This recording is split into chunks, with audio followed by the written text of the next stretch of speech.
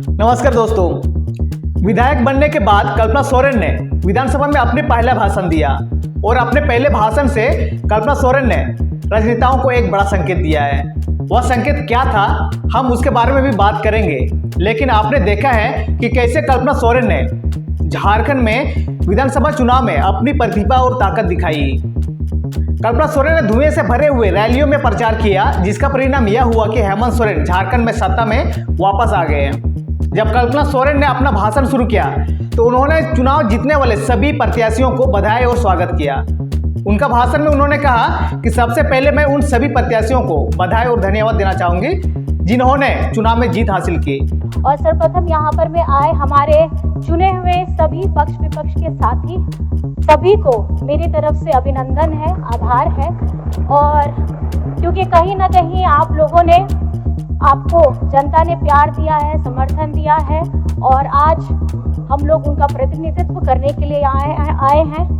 और कल्पना सोरेन ने यह भी बताया कि झारखंड सरकार भविष्य में उनकी मदद कैसे करेगी, यानी लोगों की मदद कैसे करेगी। और सबसे महत्वपूर्ण बात, कल्पना सोरेन ने यह बताया कि भारतीय जनता पार्टी झारखंड में कैसे हार गई और महागठबंधन ने कैसे जीत हासिल की। और इस विश्वास के साथ मैं बस ये कहना चाहूंगी, ये देश में हमारे राज्य के मजदूरों का सबसे कम न्यूनतम है दर जो उन्हें मिलता है, ये झारखंड को मिलता है। और खासकर सर मुझे बस थोड़ा सा वक्त दीजिएगा, मैं ज्यादा नहीं कुछ बोलना चाहूंगी।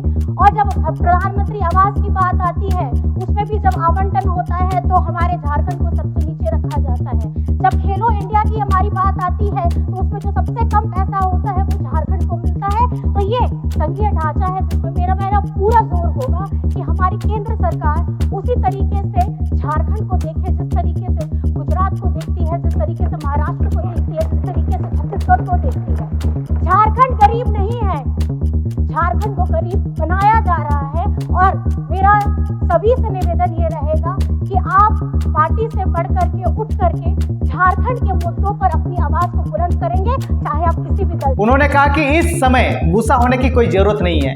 झारखंड और झारखंड के लोगों के साथ अन्याय हो रहा है। हमारा बजट बहुत कम है, हमें वह सुविधाएं नहीं मिलती जो हमें अन्य राज्यों की तुलना में मिलनी चाहिए और इसी वजह से झारखंड के विकास में रुकावटें आ रही है। उन्होंने कहा कि जब झारखंड में सीएम की आवाज़ सुनी जाएगी तो झारखंड के लोग बहुत खुश होंगे।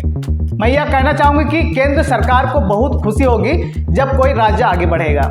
दोस्तों, कल्पना सोरेन के भाषण को सुनने के बाद और उनके अंदाज को देखने के बाद ऐसा लगता है कि कल्पना सोरेन भविष्य में झारखंड में केवल विधायक नहीं रहेगी बल्कि उनकी जिम्मेदारियां बढ़ेगी। और कल्पना सोरेन का तरीका, जिस तरह से वह हेमंत सोरेन के सलाहकार के रूप में काम करती है, उनकी सलाह निश्चित रूप से सरकार के महत्वपूर्ण निर्णयों में ली जाती है।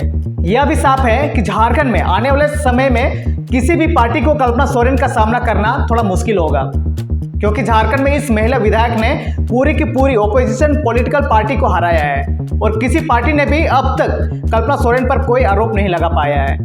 तो क्या कल्पना सोरेन सिर्फ विधायक है या फिर भविष्य में उनका और भी बड़ा रोल होने वाला है? तो इस विषय पर आपकी क्या राय है, हमें कमेंट सेक्शन में जरूर बताएं। मिलते हैं अगले वीडियो के साथ, तब तक के लिए जय हिंद, जय जवाहर।